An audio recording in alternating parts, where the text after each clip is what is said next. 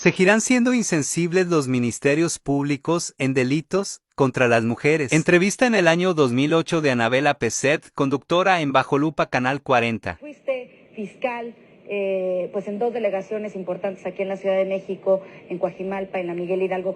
Seguramente a ti te llegaron N cantidad de víctimas de violación, de abuso, de violencia contra mujeres, a un ministerio público, a qué se enfrentan y después pues bueno, viene todo el proceso de juzgar el caso que se carea. Primero que lleguen, ¿no? O sea, que lleguen a la institución a querer denunciar un delito, ya sea por violencia familiar o ya sea por una cuestión de violación.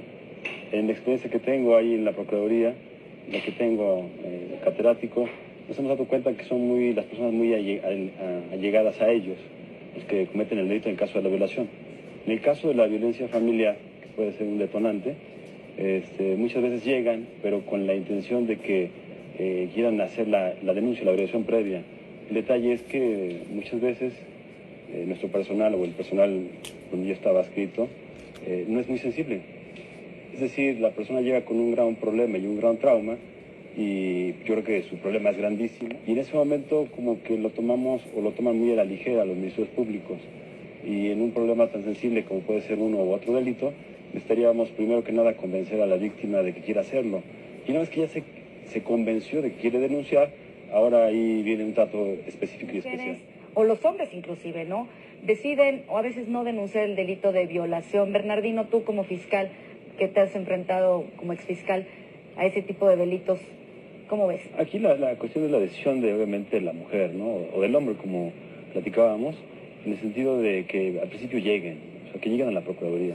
Una vez que lleguen, la Procuraduría actualmente tiene una cuestión de delitos sexuales, pero luego no lo conocen, entonces de repente llega el morbo del Ministerio Público al inicio de la averiguación previa, y si de por sí tardan en llegar, al menos donde estaba yo en las fiscalías, y de repente tengo que mandarla a otra fiscalía que es una especializada, en donde hay mujeres únicamente en esas fiscalías. Las pruebas, como decía el licenciado, con las pruebas periciales concatenadas con algunas pruebas testimoniales o unos indicios, con eso logramos consignar.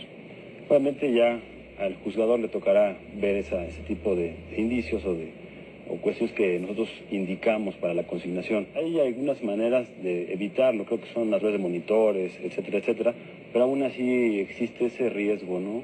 El de que le estén imputando muchas cosas. Las pruebas científicas nos ayudan muchísimo, al menos para consignar, ¿no? La medicina forense. Pruebas ginecológicas, proctológicas, de ADN, exactamente, etcétera, ¿no? Las cuestiones médicas, criminalísticas y psicológicas. Hay dictámenes psicológicos, dictámenes médicos, dictámenes en criminalística que nos establecen fehacientemente el poder consignar. Y ya el juez ya los valorará en su momento, como él dijo, si hay un interrogatorio adecuado a Pero también tenemos el caso en contrario sensu, cuando la persona que es víctima de una violación no lo es como violación, ¿no? Es una cuestión damos una relación sexual consensuada. O sea, hay un consenso. Y de repente la chava va y dice, no, me violó Y entonces ya existe, obviamente, las pruebas científicas, pues te van a dar todo positivo. Todo positivo, y es como decía el maestro, y decía muy bien, ahí las testimoniales son las que tenemos que valorar, y a lo mejor en algún caso, ya cuando ya estamos en el ámbito de jueces, en el ámbito judicial, el que tiene la autoridad es el juez. El Ministerio Público es una parte, es la parte que está acusando. O sea, se le quita el carácter de autoridad para ser parte, es la parte acusadora. Y como dice el maestro, dice muy bien, la otra parte es la parte que defiende al victimario o en este caso al que está ahí como procesado. Entonces están en igualdad de partes. Tema, les queremos agradecer a nombre de Bajo la Lupa desde las cámaras que hayan estado esta noche con nosotros aquí en el estudio. Gracias Marcos Castillejos, Bernardino Rico y Gilberto Cervantes por haber estado aquí en Bajo la Lupa.